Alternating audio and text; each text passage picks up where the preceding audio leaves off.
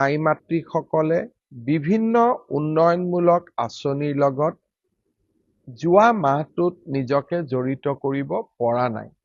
কাৰণ আমাৰ vote on accounts বাজেটৰ বাবেই আমি এনেধৰণৰ উন্নয়নমূলক কাম কাজসমূহ কৰিব পৰা নাই।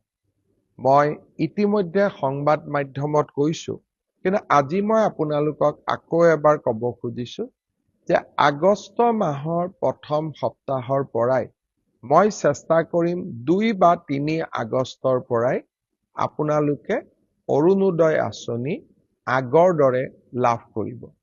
আগষ্ট মাহৰ পৰা অৰুণোদয় আপোনালোকে মাহেকীয়া নিয়মিতভাৱে পাই থাকিব আৰু আপোনালোকে অলপো চিন্তা কৰিব নালাগে।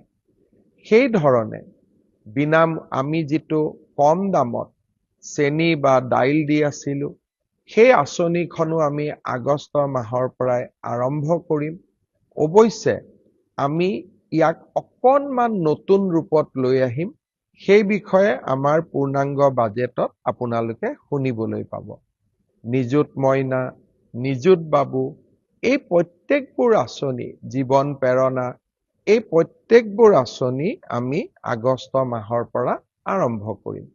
বহুতে মোৰ ফেচবুকত প্ৰশ্ন সোধে, মামা জীৱন প্ৰেৰণা কেতিয়া পাম, নিযুত মইনা কেতিয়া পাম? আমি গোটেইবোৰ আঁচনি আগষ্ট মাহৰ পৰা আপোনালোকক দিয়া ব্যৱস্থা কৰিম আৰু তাৰ পিছত সমগ্ৰ সময়ছোৱাত আপোনালোকে এই আঁচনি নিৰবিচ্ছিন্নভাৱে পাই থাকিব।